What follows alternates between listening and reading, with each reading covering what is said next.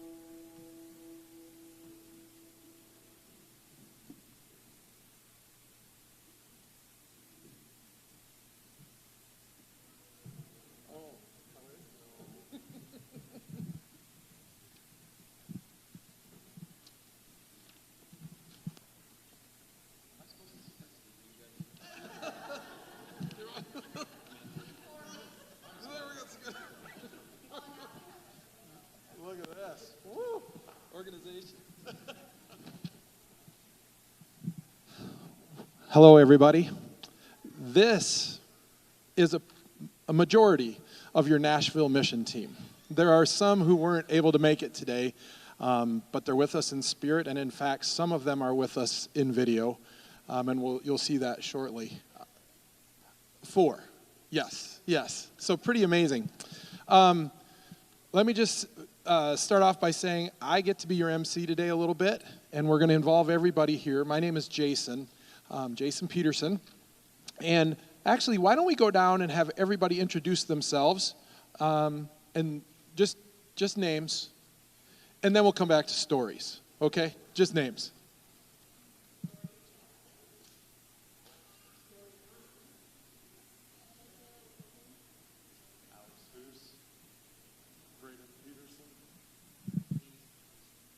Jason Peterson. Don Vanderlip. There we go. And those not here right now are Kalia Athey, Jackson Drotzman, Natalie Stevens, Laura Heckenleibel, and Sam Widener. Yes, Heckenleibel. So let me just preface by saying the things that we share today, it was evident as we were in Nashville that God was working. And it's our prayer that as we share these stories, that you sense God's movement even though you weren't there. There's something about going away and getting away from your daily routine where suddenly you start to see God in a lot of different places just because your eyes are open and you're paying attention and you go, oh my gosh. And with YouthWorks, they call those yay God moments. So you may hear people talk about yay God moments where they sensed God moving, and it's pretty awesome. Okay, so I've been given the okay to give you a framework of our trip, so that when we come back to share stories, you know how it fits in the grand scheme of things. Okay, so Nashville is a long drive, so we decided to break that into 2 days. We stopped on the way down to Nashville in Columbia, Missouri. And we spent the night at the Missouri United Methodist Church in Columbia. It was supposed to be just a layover place, but it played a major role in our preparation for our mission trip and on our return coming back home. So Missouri United Methodist, you may hear about that church.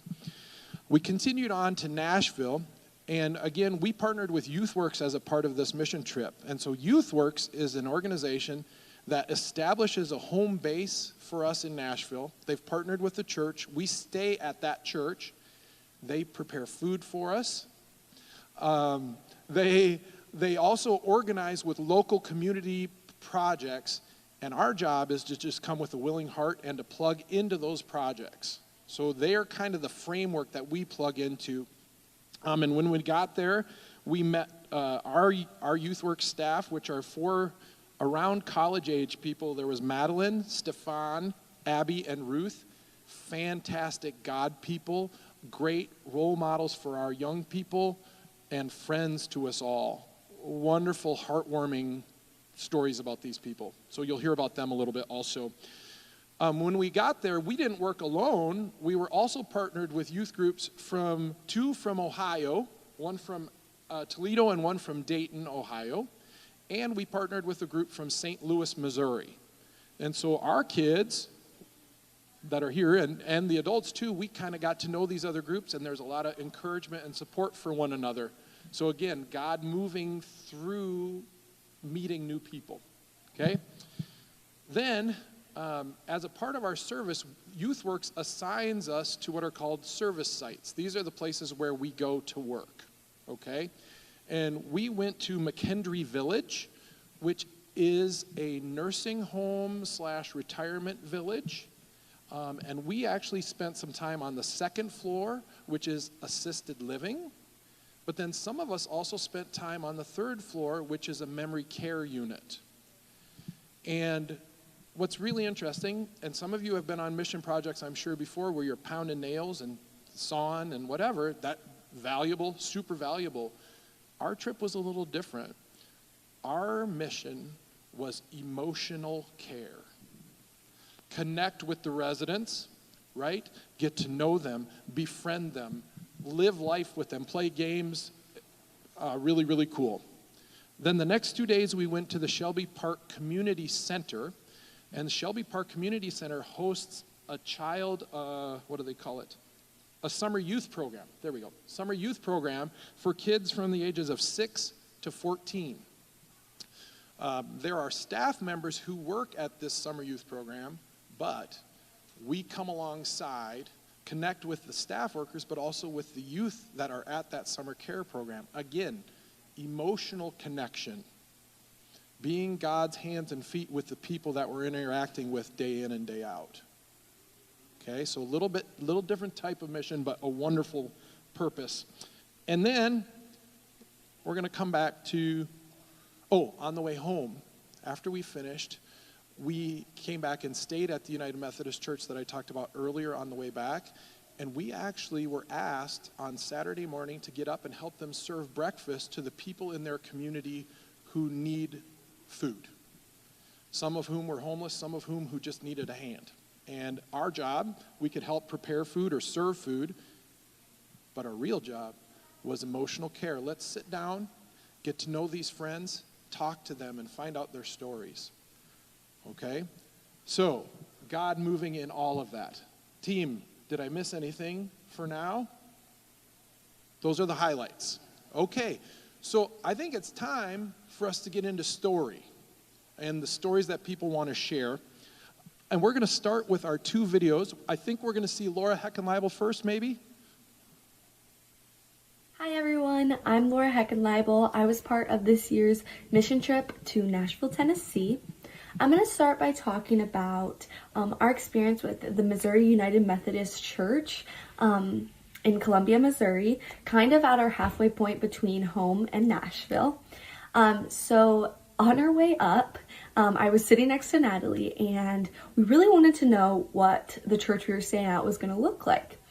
And we did some digging online, and we saw this beautiful church, and we were like, there's no way we could stay at this one. Like it was just too beautiful. I don't know. It just seemed unattainable. And then we pull up to the church, and it's the exact church we looked up. Like, it's the exact church that we had just seen. And the church ended up just being better than any of us even expected. It was, when I mean beautiful, it was beautiful.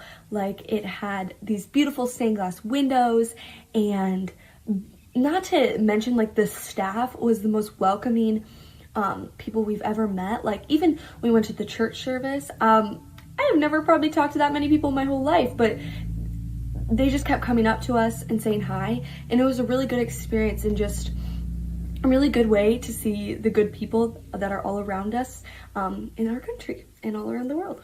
Well, in Nashville, the community really showed, I think, all of us, including me, some really big lessons that I feel like I knew a little bit, but they really showed me what I think I needed to know and what needed to be revealed to me.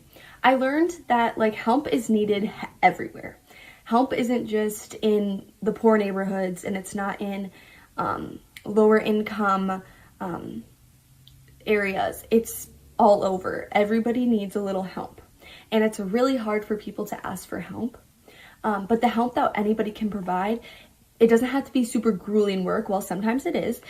It doesn't have to be. Sometimes it's just talking to somebody or getting to know, like, people's stories, or doing crafts, or just playing with people. And sometimes that's what help can be, and help can be many different things. Help has many different definitions and ways it can be shown. And I think Nashville really showed me that there's a lot more places I can look into to help in our hometown, and also anywhere I go. It's super easy to just provide a helping hand or a smile, or just talk to anybody you need to know. So, yeah. Okay, so Missouri United Methodist Church, it was a beautiful church. The people there were great. The 8 o'clock morning service in the chapel was amazing. It was a great experience to have. Definitely different, more traditional, definitely what I was used to growing up. What experience was the most valuable? Probably at the community center, getting to know the kids. I really got out of my shell, got out of my comfort zone. Normally I'm not too good with kids, but I really like embraced that. I had like a whole like fan club there. These two girls like loved me. They would not let me go. And honestly, I enjoyed it. I didn't think I would, but I really did. Let's see. What good things did the community of Nashville share with you? The residents at the assisted living, they shared great stories with me. Just kind of got me thinking how I need to connect with people back home. That is definitely what I got from them. What do I feel God is challenging me to do as a result of this trip? Just spend more time in the community, spend more time with my family and the people that around me that I may not have forever, you know. I need to be thankful for the people in my life and not take them for granted. What did I feel passionate about that surprised me? Just serving the community, just making relationships with people. Because when I think of mission trips, I really just thought of manual labor, right? Like just kind of like building houses, you know? And it doesn't necessarily have to be that way. It can be building relationships with kids, spending time with them, you know? Building relationships is important, and that means a lot for the people around you. So that is what really surprised me about this mission trip. Okay, so there are two voices of our team that you heard. And now what we're going to do is we're going to go through and we're going to popcorn. If people come along and have a story that they want to share or are feeling moved to share with you, we're going to make that happen. So let's start off with we get into the van to travel. Does anybody have anything to share about van travel?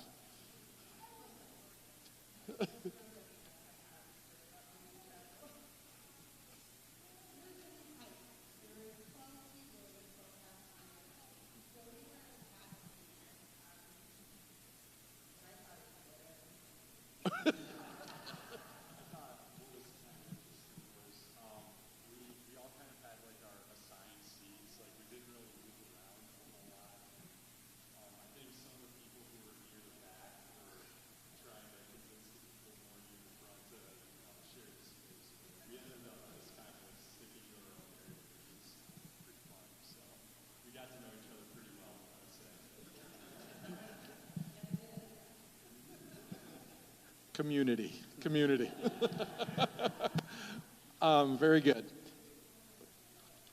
Oh, yes. Does someone want to share about Dawn? Okay, so when I met with the team, I flew in. I did a wedding the day before, so I met the team in Nashville. And, 12-passenger van, there isn't a 13th seat. So I made my own seat. I brought a chair from the community center where we were staying in the church, and I put it in the back where all the luggage was. And that's where I sat, in a chair just like this, going down the road, trying to not fall off my seat. And the door would be locked behind me, and they'd always have to let the Don out, afterwards. So Literally, that would be the call. Somebody get Don. Somebody get Don. So, yeah, great time traveling, yeah. All right. Anything else there? Okay.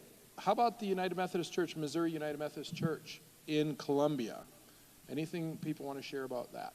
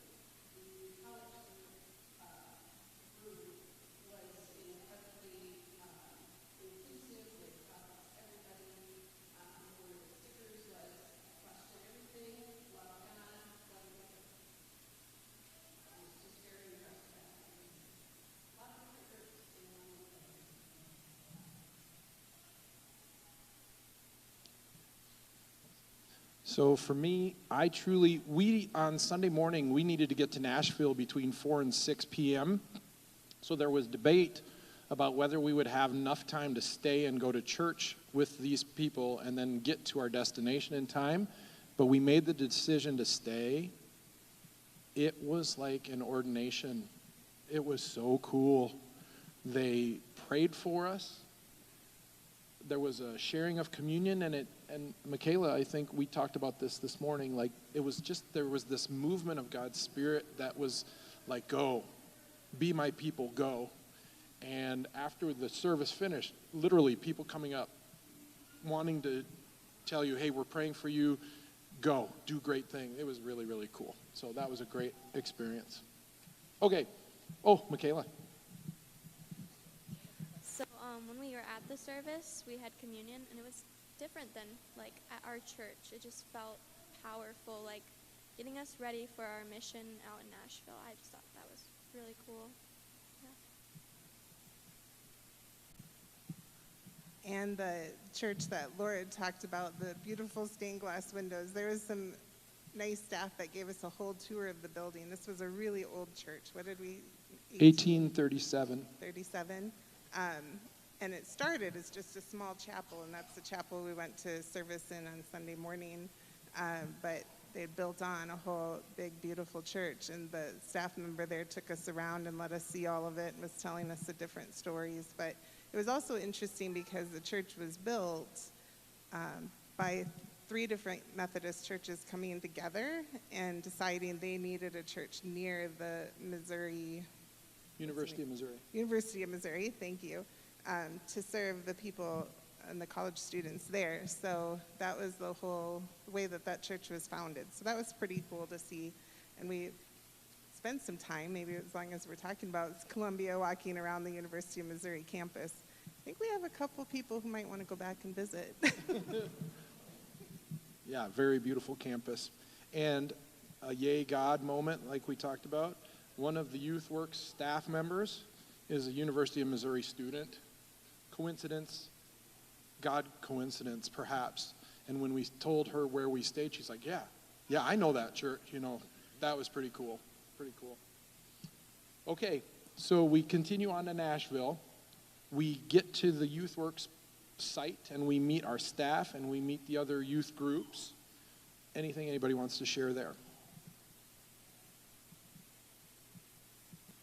So we were at the adult table, and we kind of had 2 separate meetings, but I thought what was kind of interesting, I was the only leader there that was, I would say, in their 20s. So they could have mistaken me for a student, which was kind of funny. But And they did. Yeah. And I made the mistake. I shaved my beard before the trip, so that made it worse. But no, it was really good just to step into that role and meet the leaders from Ohio and St. Louis. It was, just we were all seemed like brothers and sisters in Christ, which was great. I would just add to that all of the churches there were of different denominations. They were not all Methodist churches, so it was good to see that connection. Great. Okay.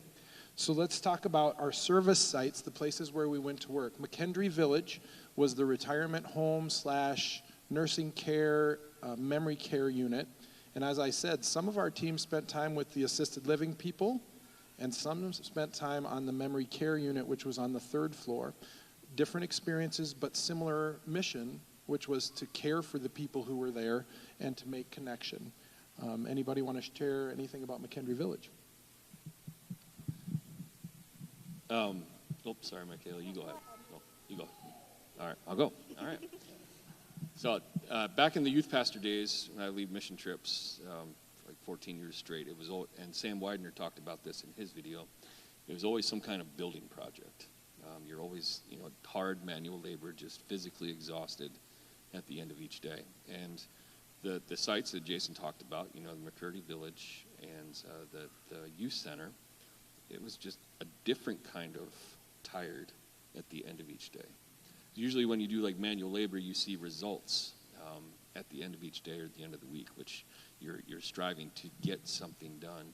when we're talking about emotional care, you know, the results are God working in you through the people you meet. And it was a different kind of slow down, Don kind of mission trip, you know, like when you're so used to doing hammer and nails and picking up stuff. Now, we did go in the 9th Ward in McCurdy Village, which was the basement, you know, which is out of service. We did some cleanup stuff there, but it was just really powerful just listening to people's stories and seeing this wonderful group of students and adults just to get out of the comfort zone, to talk to people they'd never met before, and to allow God to work through that. It was just a very powerful experience. So I currently work for a nursing home, so I found it as an exciting opportunity to connect with people out in the nursing home in a different community. This just really made me feel like that's where I belong in life, and that's where I should take my career. It just was a good eye-opening that that's where God wants me to be. Because talking to them, making them smile, there was some people that wouldn't talk to you, and they were like always sad looking. And I know one of them, I helped her make a hat, and when I put it on her, she had the biggest smile on her face.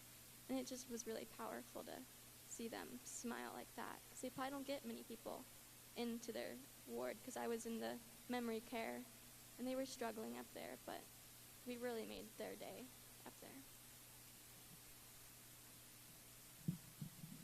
So there was, I think, 4 of us that spent time on the memory care floor, and it was a really cool experience. There was a lot of kids that made real connections with the people there, and sometimes it was just through coloring with Rex. That was Michaela's main spot. Natalie made a good friend, is it Frank or Kenneth? One of the two. And on the second day, yeah, he remembered her, and so she was so excited and happy. And when we left, he said to her, "Friends forever, right?" Made everybody cry. The first day when we went up there, they had a group of people kind of sitting in their chairs and just getting ready to start like activities for the day. And the girls, it was all girls, the first stage, just sat there talking, and they were so enthralled with just their stories about South Dakota and winter and different things like that, that it was just cool, the joy that they brought to, you know, people that don't maybe get those visitors every day, like Michaela said. And it was a great experience. The kids were so great. They just dove in, and they did whatever activities they were asked to do with the residents, and we had a lot of fun. It was coloring, it was playing some games, it was putting together some puzzles, it was decorating straw hats like Michaela talked about. It was a great experience. One of the other things was it Donna? Who?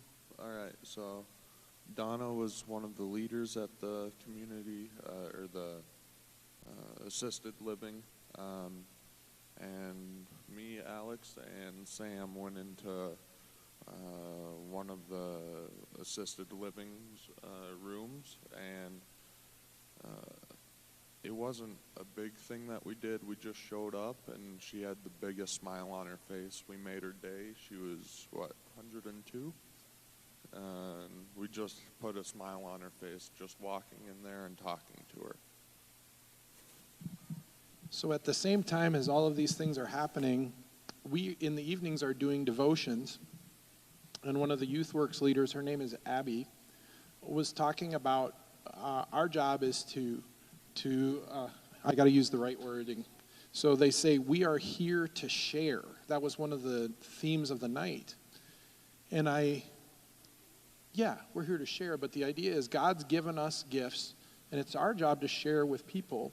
And Abby made a really clear point that I hadn't thought about before, is that if you share your story with someone else, that's actually an act of generosity. Because if you choose not to share, you're actually distancing yourself from that person. But if you open up your heart and share, you're actually saying, I value you, and I welcome you into my life. That was the key point for me for this week. Changed me, 50-year-old guy. I hadn't actually thought about that before. It was really, really awesome and challenging at the same time. Sometimes it's harder than it looks. Good. Anything else? Oh. I wonder if anybody wants to share about Kyra or Bish. I do. But anybody else want to? Okay. So this is another one of those yay God moments where we see God working. So we were told we were going to go to McKendree Village, right? So we get the address and we're using GPS and we get to McKendree Village and we come up and around the corner. All of a sudden you see the flame and the cross. McKendree Village is a United Methodist facility. I was like, oh, God, this is cool. So then Kyra is very hard of hearing, and as a result, kind of isolated. Not intentionally, but it just makes it hard for her to communicate. And Don and I actually struck up a conversation with Kyra in our last 10 minutes because she was kind of off away. We could hear better, and we started talking. She had been on many, many missions with the Board of Global Ministry. Yeah, I think it was 69 or something like that. Again, 69 countries. Yes, that's right. Another yay God moment where you're like, oh, God's working in the midst here. He's just giving us a little nod of, yeah, do what you're doing. Keep ministering. Really, really cool. And Bish. So David is his name. Met David. And through the course of interaction, we found out that he had a nickname. His last name was Bishop, and his nickname is Bish. And so we started talking and sharing nicknames, and David wanted to share with us his story. He worked at JFK Airport, and he literally went and got documentation to show us that there was a real critical time where JFK might have had to shut down because they didn't have enough staff. And he worked extra hours, extra shifts, and got a letter of commendation from maybe the governmental agency involved in trade and that type of thing. He just wanted to share his story, and we got to listen and enjoy that. So anyhow, wonderful. Okay, let's move on to Shelby Community Center, working with the kids in their summer care program. Anything you guys want to share?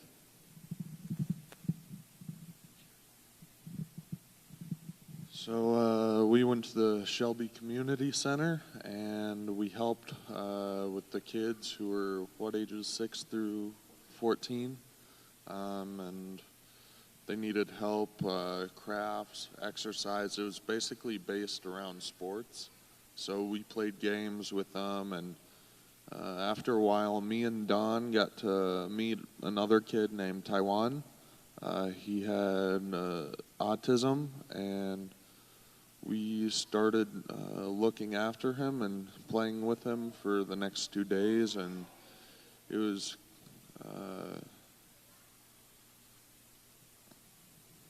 he didn't talk much that first day.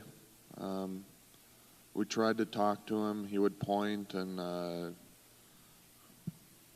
that second day we finally got talking to him. He talked to us, and kind of made a great connection there. And when we had to leave, he gave me a hug and said, "When are you coming back?" And I said, "I don't know when I'll be back or if I'll be back, but somebody else will be here for you next week."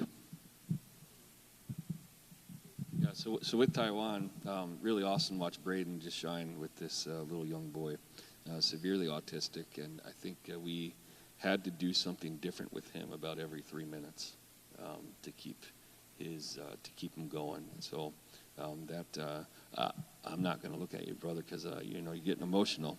So, but it's just the thing of working with people who have some special needs that really allow you to slow down and be thankful just for this opportunity. So, yeah. So when we first got there, I went into the game room to help out, and this little girl came running up to me right away and hugged me. It was interesting. I've never experienced any little kid just randomly run up to me. But after that, we were inseparable. She had a twin sister, so I had both of the twin sisters on both sides of me the whole time. They would show me all the gymnastic tricks, cartwheels, handstands. In the middle of a dodgeball game, they would do those. So at the playground, they just go on the bar that they could do little twirls on, like their gymnastic tricks. On the last day, it was really hard to leave them. One of them started crying and was upset about it. I just didn't want to leave her there, so luckily everybody waited for me. But that was really sad. I took a picture with her so she could always remember me, and it was just really cool. When Sam talked about his fan club, he was not kidding. He literally had a fan club. If he was away from these kids, you'd all of a sudden hear, Sam, Sam, Sam, like they were calling him back over. The two he was closest enough were also sisters, and one was Taiwan's sister, the sister of the boy that Braden and Don spent a lot of time with. And those two literally would not leave his side. They were attached at his hips, literally. But such cool connections. Again, it was so cool to see these guys just dive in and be willing and open. Like Sam had mentioned, I didn't think kids even liked me, but boy, did he make a difference in a bunch of kids' lives, and as did everybody. I mean, everybody, they knew that we were there to be a part of their day for those couple days, and they were, you could tell, so thankful that they had people who cared and people who were paying attention to them. There was staff, but it was a free program, so understaffed, lots of kids, and we were able to step in and fill a void that was really, really needed. So it was a great experience. So I think we'll cover two more topics, if that's all right. So I think the next thing is, on our last night in Nashville, we actually had a really wonderful worship service with the YouthWorks people. And one of the things that they do is they do a foot washing service. Talk about challenging for some people to be willing to be that vulnerable, right? Imagine teenagers. But I tell you what, it was amazing. I don't know. Does anybody else want to share about that experience?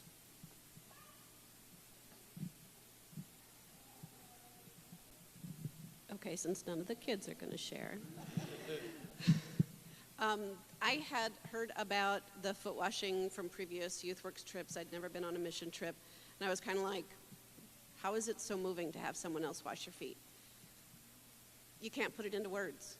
Someone else is willing to be that much of a servant to gently wash your feet and then pray for you. One thing that happened that I think really moved the YouthWorks staff was when Madeline washed my feet. I said, and who washes yours? Nobody. So Don and I teamed up, and I washed, and he prayed, and I just wanted to make sure that they felt as cared for as we did, and that was huge. We felt so cared for while we were there. So that service was pretty special. I mean, there were just floodgates all over the place. I mean, but I think if it's not one of those moments where you just take a picture to remember, but if there was a picture taken, it would be of this gentleman just when watching your boys get your feet washed, just seeing you react to that. I mean, just how special that was. And then the hugs that are shared, and then you two brothers just hugging and crying on each other. And Kalia and Jackson, also a brother-sister. I mean, they're just like a senior and a freshman, just hugging each other, loving on each other. And, that's just a yay God, Holy Spirit, very thick moment of him working through all of us. And I have to say, right, we're in the midst of caring for our people, and I turn around and see Lori and Don doing that for the YouthWorks staff. I guarantee you, what you saw was the youth work staff. This has never been done for them, right? They come to serve, and now they're being served. Just tears and just an openness. And we talked about this a little bit as a family, right? Right? It's the kingdom of God on earth. When someone supports another one with a servant's heart, that person is allowed to thrive and to flourish. And when they serve each other, each is able to flourish. And it's a very, very special thing. It was a wonderful evening, and words probably fail to capture it, but I hope you get a glimpse of what we saw. It was wonderful. Okay, last item. On the way home, we stopped at the United Methodist Church in Columbia, and this wasn't planned. We just were going to stay there and get up and come home, but their pastor invited us. We serve a breakfast on Saturday mornings for people in the community who need help. They don't have enough food. Maybe they're homeless, but they need a place to eat. Would you guys be willing to come and be a part of that? Wow, what a culmination to an amazing week. Does anybody want to share what they experienced, what they saw? I can share a little bit. So it really wasn't planned at all, and I think for me, this was like one of the highlights of my trip, and it wasn't even supposed to be part of the trip in a way. And so Sam and I teamed up on this, and we talked to a couple of people who were actually homeless. And I think it was just a really humbling experience because we didn't really know what to expect, but they had a lot to share. Like, they just wanted to be acknowledged, and I think when we think of homeless people, when we drive by them, the first thing, that many of us do is we look the other way, and I struggle with that too, and it's just a lot of the time they just want to be acknowledged, and they really, once they're acknowledged, they really spoke a lot, and they gave their stories, and so I think that was probably the most humbling experience of the trip for me. Okay, so there's a couple things that I need to share. There's going to be ice cream after this, so just be patient. I know we've talked longer than we were supposed to. But one of the big things, I had a little different position. I was a hospitality volunteer, so I stayed back with the Youth Works group. But I got to kind of see things from the outside. And let me tell you, these kids are the most positive kids. You think about spending a week with teenagers in not the best circumstances, and there was no infighting, there was really no drama.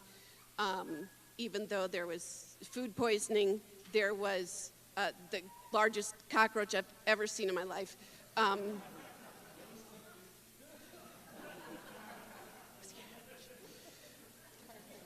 Yes, there was car sickness, there was cold showers, and we were sleeping on air mattresses, and never were they just whiny and complaining, never. There was a little bit of quit kicking my seat, get your knees out of the back of my seat, a little bit of that, but for the most part, they were really positive. So that was one of my big things. The other one is I wanted them to remember that, we're going home. We know when we're going to be able to sleep in our nice, comfortable bed. We know when our next hot meal will be, and we generally know when our next hot shower will be. The people that we worked with, really, they don't. We don't know what kind of food insecurity the kids had at the community center. We know that the people at the assisted living didn't have much for visitors. And the people that we met that came to that breakfast, they probably don't know when their next comfortable night's sleep will be or their next hot shower. Gotta tell you, I was really thankful when I finally got my last hot shower. But those things were just huge. It made a big impression on me. like I said, I was back with the Youth Works team most of the time. I now know how to scramble 200 eggs. I know how to make 20 pounds of taco meat and the biggest pan of brownies I've ever seen. But it was more about being able to sit back and see the changes in the kids. I was able to see the changes in the kids from the other groups, because when we got there that first night, there was like drama there and drama there and drama there, and I'm like, they're not in my group. By the end of the week, some of those kids that were the most withdrawn that first night, one of them, she was leading the dance on Thursday night. So it was just the change that occurred in all of the kids was just amazing. Church, we want to thank you for supporting us, but more importantly, praying for us. Without your prayers, something like this wouldn't have been able to happen. So thank you for all the support that you gave us during the week. And I think all of us would agree, you know, if you have a youth at home, when they get into high school, go on a mission trip before you graduate high school. It's a life-changing experience. It allows God to work on your heart. So thank you so much for your continued support, and all you guys for blessing all of us as a group. 2 more quick stories. So I just want to address Lori's role. She supported the entire group of YouthWorks staff and attendees, which was like about 50 people. So she literally helped cook for us every day and take care of us. She took care of our kids that got sick and had to stay back for a day or so, and there was a number of ways where it was just a real blessing that she was able to come on this trip with us. And then I just want to finish up with one last thing. So our theme at YouthWorks was "You Are Here." And there was several different takeoffs of that throughout the week that we were focusing on, but "You Are Here" was the overall theme. And when we got to the Missouri church and were serving the breakfast on Saturday morning, there was a painting hanging in the area where we were at, and it was titled "You Are Here." So it's just like a complete full circle moment for us in many ways. So it was a definite yay God moment. All right. You show some support for this wonderful group of people. Thank you, guys.